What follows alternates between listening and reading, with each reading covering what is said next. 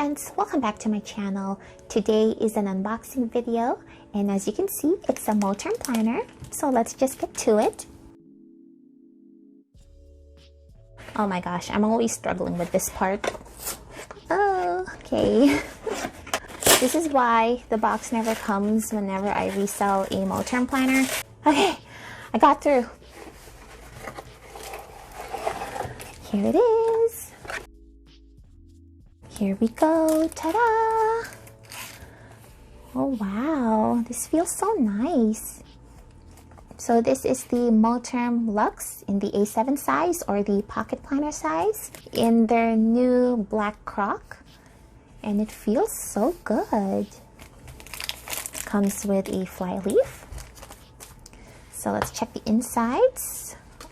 It looks like I got a free Flyleaf here, or page lifter, that got all bent up. And it comes with 30mm rings by default. Another page lifter here in the back. That's nice. And then I did ask for dot grid pages. Here is what the left side looks. So you have the zipper pocket here, is gusseted. 3 card slots on the top. I don't know if you can see that. 1, 2, 3. And then a little deco pocket. And then you get a secretarial pocket here. And then in the back, you get 1, 2, 3, 4, 5 card slots, a pen loop, another secretarial pocket, and you do get a big back pocket. And you get 2 poppers on the front. This feels really nice. Oh, what's happening here though? The pages are getting caught, so I probably need to put these in. Let me just do that real quick. So I went ahead and installed the page lifters that came with my planner, and the Flyleaf as well. So here's what it looks like. I really like this leather. It feels super nice. I do have the old version of the Black Croc to compare, and as you can see, they are both very different. The old Black Croc has a lot more pronounced scales, and it's bumpier. It definitely has more texture and variety to it. So you get these large bumps here, and then these varying scales on the top, and then these little scales on the sides. I feel like you either love or hate this texture. Personally, I love it. I think it definitely has its own charm. I think it has a masculine flair to it, which is why I think some people don't connect with this type of pattern. But I really like it personally. And then here is their new Croc. The scales are a lot flatter. It's hard to capture on camera, but you can definitely feel the bumps on this scale as opposed to these scales. These are a lot flatter. Okay, so this is the new Black Croco. And then the old one. So yep, so you can definitely see the ridges here, and it looks a lot more uniform than the old type. So you have more large scales on the front. I don't know if every pocket planner looks like this or not, but this is what I have. And then I have the small scales on the side of my clasp here, and then small scales on the spine and back. Almost all large scales on my Flyleaf, and then here on the insides. It's mostly large scales. Oh gosh, this page lifter got all bent, so it's getting caught in the rings. And then small scales on the back. Again, I don't know if it's the same or different for everybody, but I really like how my planner turned out. This is so cute. I'm taking these inserts out. They're driving me crazy. All right, there we go. So here is a visual comparison of the old Black Croco and the new Black Croco. I've also noticed that this is a tad bit more matte than this leather. A lot less shiny. So I'm going to compare this now to the regular pocket planner, just as a quick size comparison. Here's what they look like side by side. The Luxe planner is wider and a little bit taller than the regular A7 planner. I'm not sure what the official name of this one's called. I think it's called original. I'm not sure. I'm just gonna call it regular for this video. And then here are the insides. So when you buy the regular A7 planner, you get 20mm rings, and then you get 30mm for the Luxe planner. And here the Luxe is a lot wider than the regular planner. And on the left side, you get the gusseted zipper pocket, and then a little full height pocket here. It's not secretarial. And then on the right side, you get 4 card slots and another full height pocket.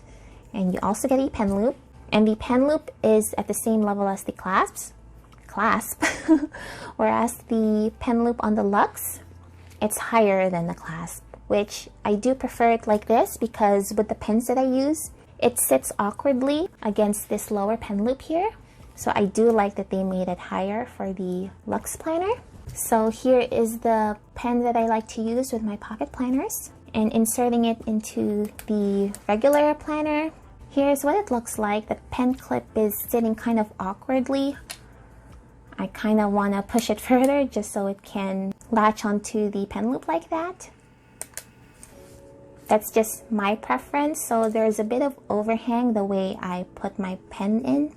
And then with the Luxe planner, just try to put this in. This pen loop is very stiff. Hopefully it softens up over time, which I think it will because I have a pink croc planner from Moterm that got softer over time.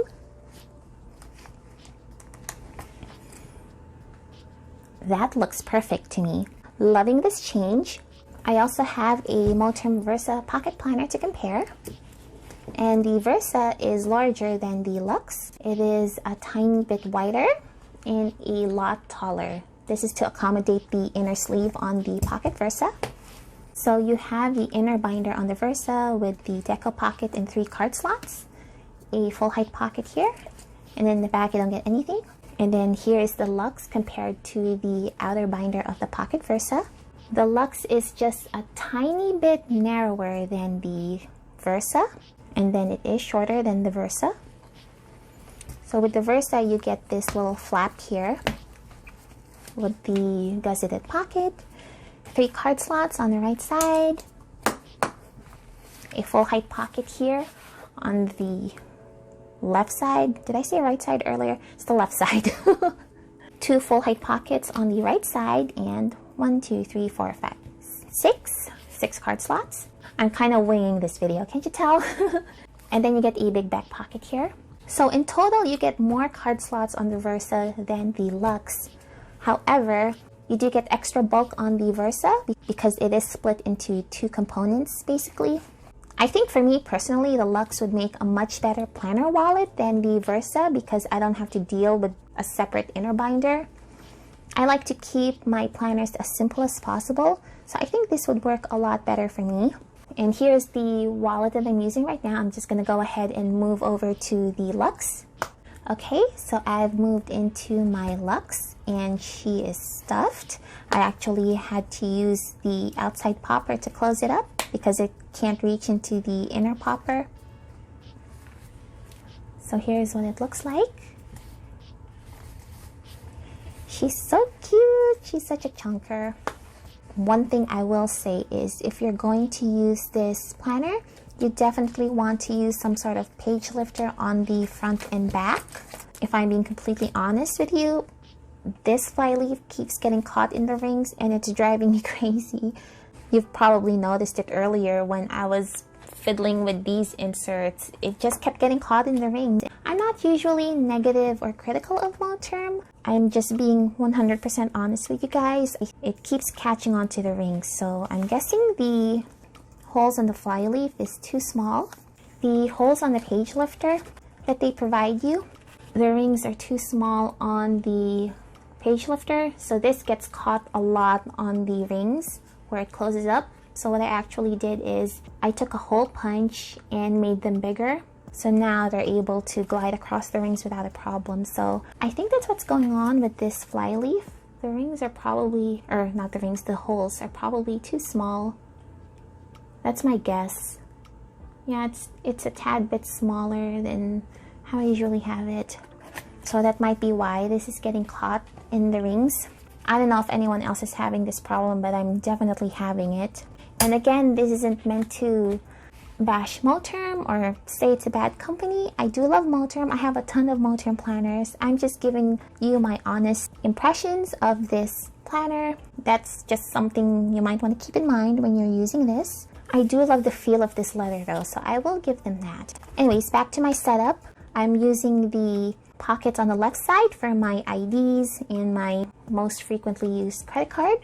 And then in the back, I've also added some cards here, which I'm really excited about because, as you might know, if you've seen my setup video before, I'm using a wallet insert from Thread and Prints, and I love this insert. It's really functional, but it doesn't have enough card slots for me. I'm the type of person who has like 20 different cards on her wallet. I'm not a cash person at all. I use cards for everything. The card slots here isn't enough for me, so I was stashing them here on the side, and I didn't like that. I don't like keeping loose cards around my wallet. So I'm really happy that I have these additional card slots here in the back. If you're like me and you like to keep every single piece of card with you, the Luxe planner is a great wallet option for you. Overall, I do like this planner besides the fact that the flyleaf gets caught. There it is again. I love how much pockets it has. It's just so functional, you know? And I really do like this leather. It feels so nice. Let's go ahead and compare it to other planner brands. I have a Gillio Honey Matte Croco here to compare, and this one is the non-velvety version, so it feels quite smooth and slick. The scales are flatter. The Moterm scales do feel flat, but it's not as flat as the Gillio. As you can see, the Moterm print is bumpier. It's not as bumpy as the old type, but next to the Gillio Croco, definitely has more texture. So if you prefer flatter scales, you might want the Gillio. Or if you want something with a bit more texture, you can go for the Moterm. It's very obvious on the smaller scales. It's puffier than the Gillios. And then as far as layout goes, I did already compare the regular Moterm pocket planner to the Gillio Pocket XL Compagna. So if you're interested in that, I will also link it down below. But let's go ahead and compare the Gillio Pocket XL to the Moterm A7 Luxe.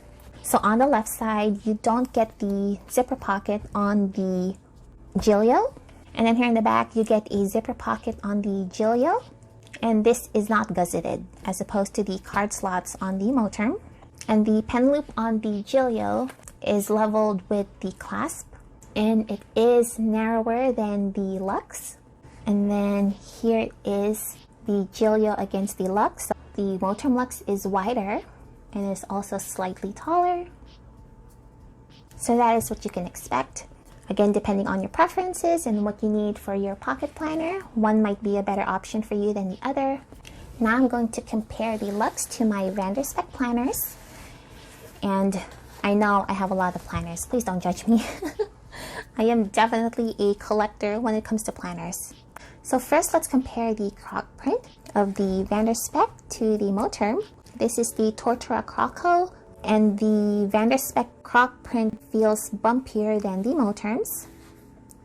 The ridges definitely feel more raised here.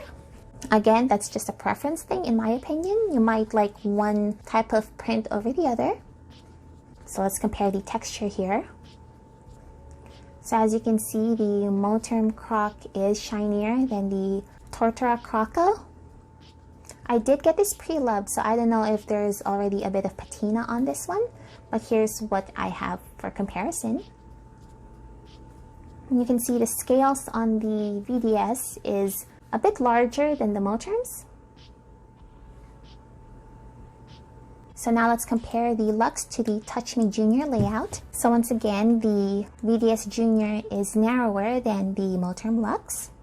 And then here's what they look on top of each other. The Luxe once again is wider. And then actually the VDS is slightly taller than the Luxe. If you look closely, there it is. There's the height difference. So that's interesting. And then you only get one popper on the VDS as opposed to the Luxe's 2 poppers. I should also mention that the Gillio only has 1 popper.